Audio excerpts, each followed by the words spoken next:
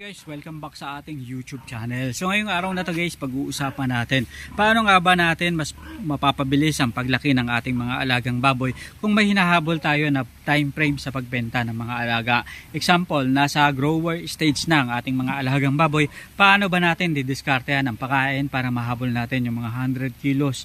Kung halimbawa 80 kilos pa lang yung ating alagang baboy at gusto natin mapalaki in 2 weeks time, 3 weeks time o mas mabilis pa.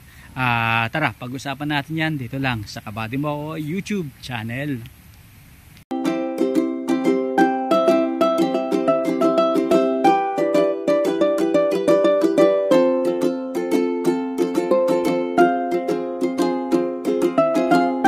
Ito guys, ang baboyang walang amoy. So ito, tubig, napaka-importanting elemento sa paglaki ng ating mga alagang baboy. Kaya importante na meron tayong malinis na pagkukunan ng water source para sa ating mga alagang baboy. Ganon din guys ang kalinisan ng mga alagang baboy. Ito yung inahin, ito yung dumalaga, at ito nga yung panlinis na ginagamit dito sa baboyan na to. Ito na guys yung mga patiner. Katulad nito guys, nasa 60 plus kilos hanggang 73 o 75 kilos na itong mga alagang baboy na to. So medyo malapit na ang bentahan nito. So maraming mga pagkakataon na kapag ganito na yung weight ng ating mga alagang baboy, nakakaubos na sila guys ng halos more than 2 kilos o 1.75 kilos pataas na per day. Ganun na guys yung maintenance ng mga baboy na katulad na ito. Usually mga nasa 3 months na sila. Paano kung gusto na nating ibenta ang ating mga alagang baboy at gusto natin yung feeds conversion ratio ay maging maganda. Siguraduhin lang natin guys na hindi stress yung ating mga alagang baboy at ayusin natin yung feeding program sa ating baboyan.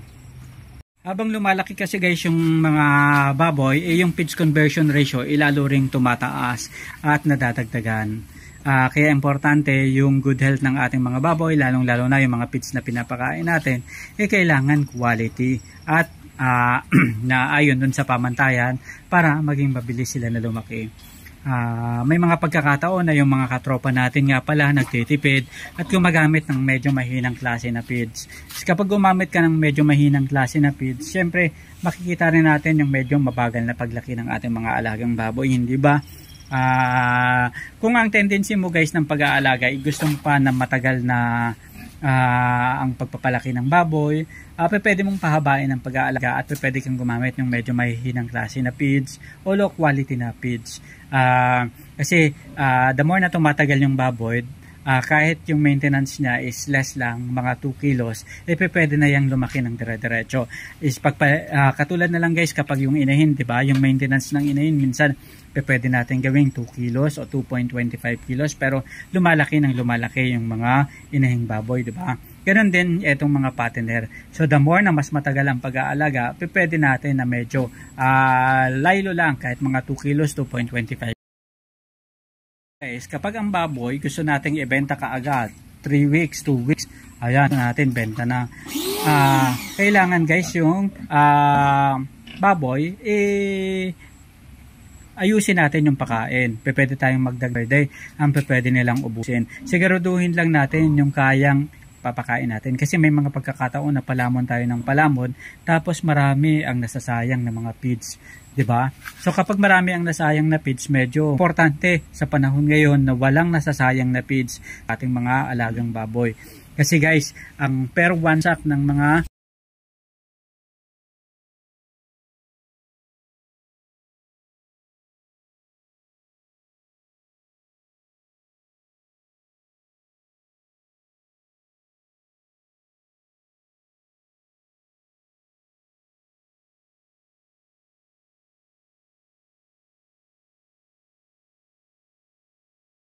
pag na-evaluate na natin guys kung hanggang saan ba yung kayang ubusin ng ating mga alagang baboy. Kapag nasa grower stage kasi ang mga alagang baboy, talagang kakain at kakain yan, lalamon at lalamon yan. Kaya importante na yung mga alaga hindi rin nagkakasakit para at least matiyak natin na yung kinain nila hindi madagdag sa kailangan. Kahit na patineria, nagpupurga pa rin tayo guys ng mga alagang baboy kasi kahit na nasa grower stage na, kailangan kalaban nila na bulate, nagiging dahilan ng mabagal nilang paglaki o nakakabawa kanilang paglaki, dahil yun yung kumakain ng mga nutrients na dapat sana sa doon na sa mga bulate.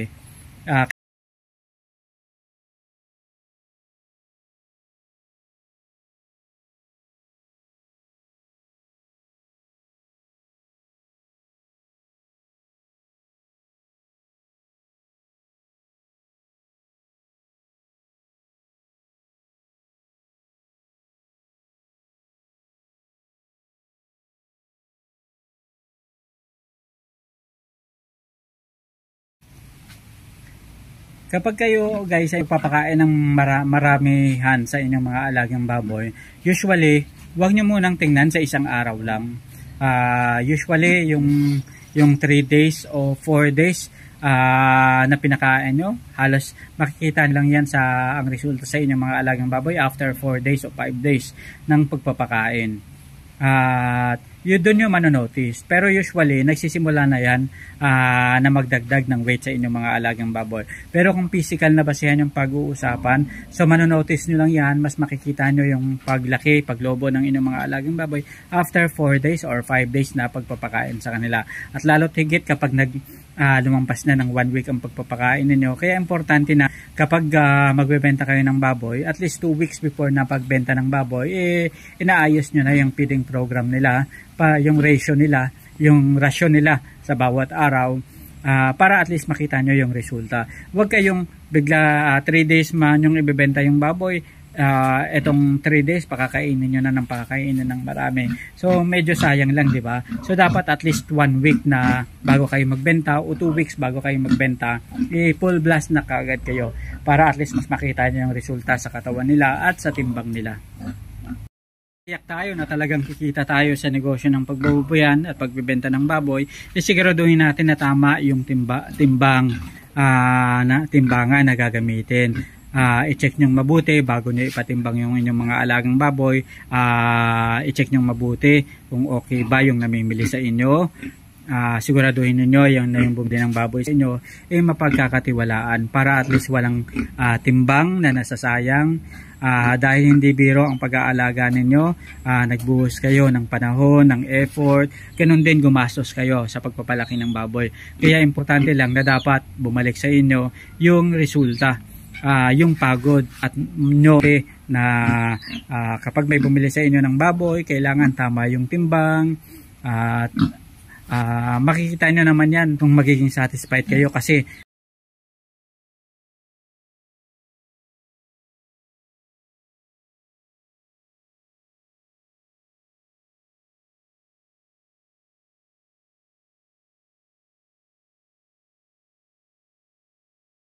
maraming salamat sa pagsama sa atin ngayong araw na to. Isa na namang kwentuhan dito pa rin sa Kabady Moko YouTube channel. Sama-sama tayo guys na matuto, magnegosyo at umasenso. Hanggang sa muli mga katropa, maraming salamat at paalam.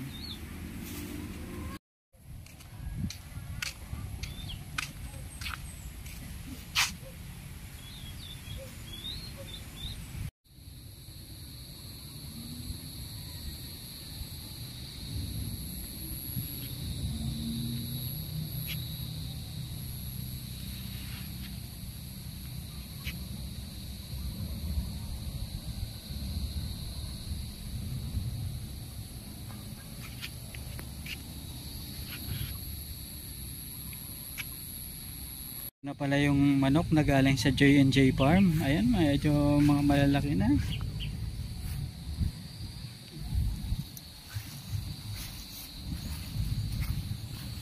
Ayan. Pwede nang mag-ano dito. Isasama sa mga sa mga babaeng manok para at least maglahi ng medyo maganda-ganda